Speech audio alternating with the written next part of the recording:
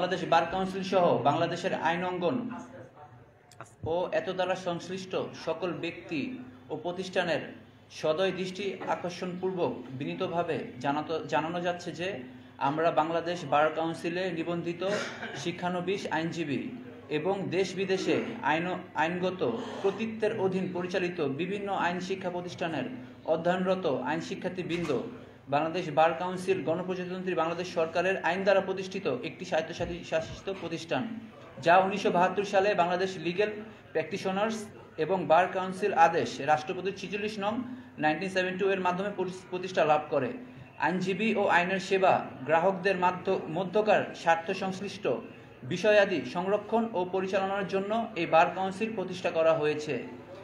আইনের ডিগ্রিধারীদের প্রার্থিত বারে আইনজীবী তালিকাভুক্তি নিশ্চিত করা বাংলাদেশ বার কাউন্সিলের অন্যতম প্রধান কাজ।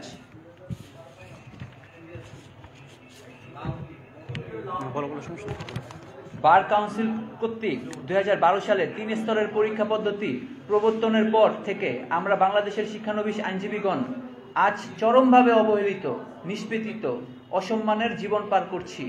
উল্লেখ্য যে এই 3 স্তরের আইনজীবী তালিকাভুক্তি পরীক্ষার জন্য এমন উদ্ভট পরীক্ষার পদ্ধতি বাংলাদেশ ব্যতীত আর কোথাও নেই। 1971 সাল দেশ স্বাধীন হবার পরের বাংলাদেশ বার কাউন্সিল 1972 সালে গঠিত হয়।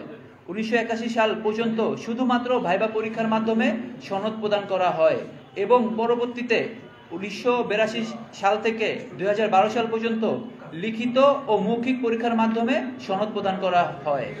এরপর 2012 সাল থেকে ব্যতিক্রম ও প্রহসনমূলক 3 স্তরের পরীক্ষা পদ্ধতি অর্থাৎ এমসিকিউ, রিটেন এবং ভাইবা এর মাধ্যমে সনদ প্রদানের পদ্ধতি চালু করার পর থেকে প্রতি বছর নিয়মিত পরীক্ষা নিতে বার কাউন্সিল ব্যর্থ হয়েছে।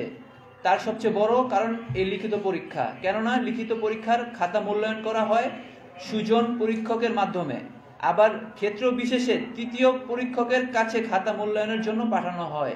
এই দীর্ঘসূত্রতার কারণে লিখিত পরীক্ষার ফলাফল ঘোষণার ক্ষেত্রে বিলম্ব তথা সার্বিকভাবে 3 স্তরের পরীক্ষা পদ্ধতির জন্য নিয়মিত পরীক্ষা নেওয়া সম্ভব হচ্ছে না। যেখানে বার কাউন্সিলের গঠনতন্ত্রে প্রতি বছর 2 বার আইনজীবী তালিকাভুক্তি পরীক্ষা অনুষ্ঠানের উল্লেখ করা আছে, সেখানে 3 স্তরের জটিল পরীক্ষা পদ্ধতির কারণে বছরে একবার সঠিকভাবে পরীক্ষা নেওয়া সম্ভব হয়ে ওঠে না। সময়ের মূল্য সবচেয়ে বেশি, কিন্তু নিয়মিত পরীক্ষা না হবার কারণে শিক্ষানবিশ আইনজীবীদের জীবন থেকে মূল্যবান সময় নষ্ট হচ্ছে। তাছাড়া বছরে কোন সময়ে পরীক্ষা নেওয়া হবে তারও কোনো নিশ্চয়তা নেই। আমরা তাই বছরে 2 বার যাতে নির্ধারিত সময়ে অর্থাৎ জানুয়ারি এবং জুলাইয়ে প্রতি বছর পরীক্ষার দাবি জানাচ্ছি। এবং লিখিত পরীক্ষা বাতিলের পক্ষে যৌক্তিকতা কি?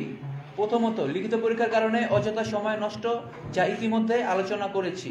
তাছাড়া এমসিকিউ পরীক্ষায় ওএমআর সংযুক্ত থাকে না, যা নিরপেক্ষ ফলাফল ঘোষণার বিশ্বস্ততার প্রতীক এবং একদিনের ভিতর ফলাফল প্রকাশের মাধ্যমে সবাই পরবর্তী পরীক্ষার প্রস্তুতি নিতে পারে।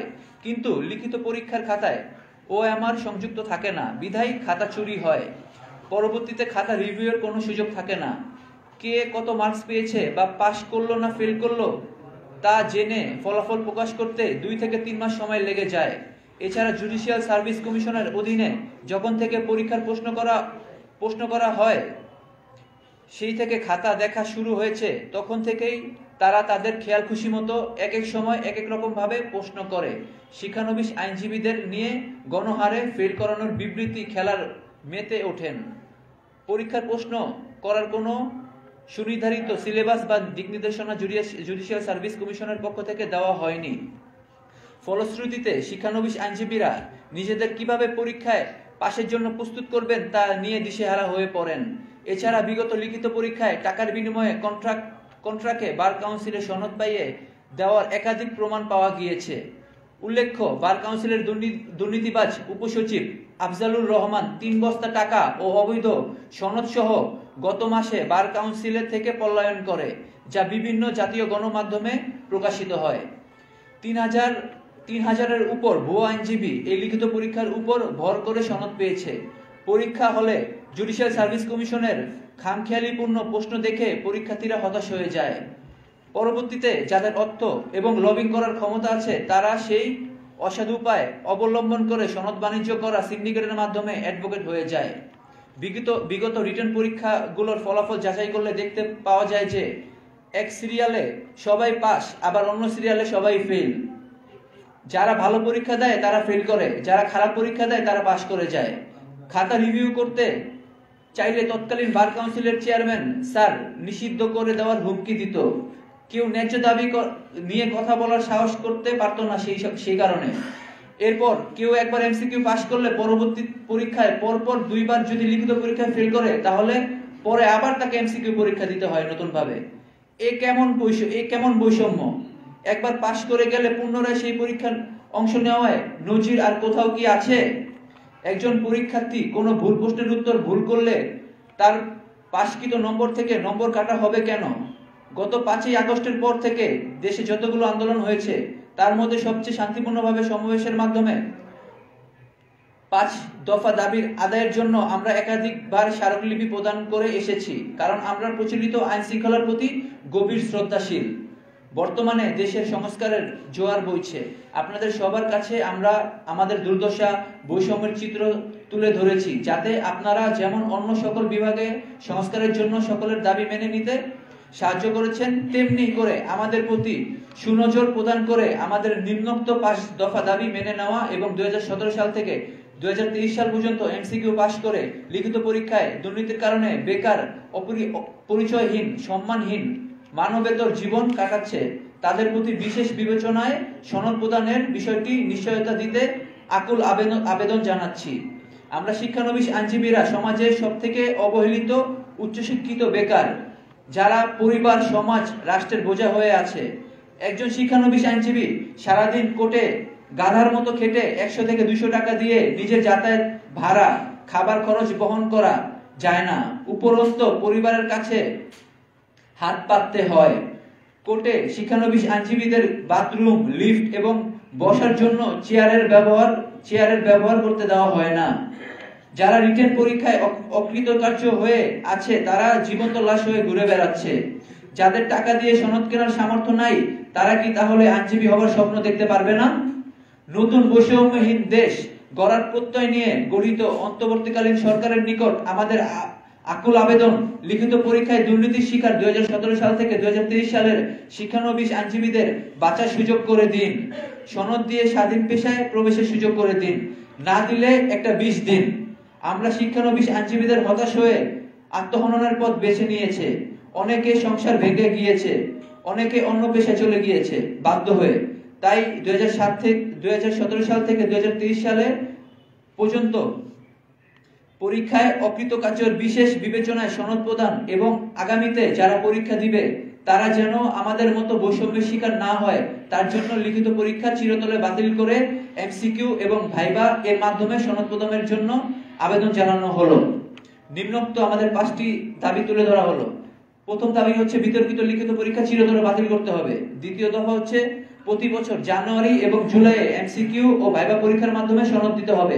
তৃতীয় দফা হচ্ছে একবার এমসিকিউ পাস করলে পুনরায় আর পরীক্ষায় বসতে হবে না, সরাসরি ভাইভাতে অংশগ্রহণ নিবে। চতুর্থ দাবি হচ্ছে জুডিশিয়াল সার্ভিস কমিশন থেকে প্রত্যাহার করে বার কাউন্সিলের অধীন প্রশ্ন তৈরি ও পরীক্ষা নিতে হবে। পঞ্চম দফা হচ্ছে এমসিকিউ পাস মার্ক 40 এবং যে কোনো নেগেটিভ মার্ক থাকবে না। শিক্ষানবিশ আইনজীবীদের উক্ত 5টি প্রমাণের দাবি পূরণ হলে বিগত 6-7 বছরের সেশন জট এমনিতেই কমে আসবে। আইনের সর্বোচ্চ ডিগ্রিধারী বেকারত্বের অভিশাপ থেকে মুক্তি পাবে এবং দুর্নীতি চিরতরে বন্ধ হবে। এমন অবস্থায় জনাবের নিকট আমাদের আকুল আবেদন, উপরোক্ত যুক্তিসঙ্গত বিস্তারিত আলোচনা প্রকাশের প্রেক্ষিতে 5টি দাবি পূরণ করে নিলে আমরা চিরকৃতজ্ঞ থাকব। বিনীত নিবেদন, বৈষম্য বিরোধী ছাত্র আন্দোলন কেন্দ্রীয় ফোরাম। এখন আমাদের সামনে আমাদের কমিটির বিষয় নিয়ে, আমাদের নেক্সট প্রোগ্রামের বিষয় নিয়ে ওমর ফারুক ভাই আপনাদের মাঝে কথা তুলে ধরবেন। ধন্যবাদ। আমাদের কথা খুবই স্পষ্ট।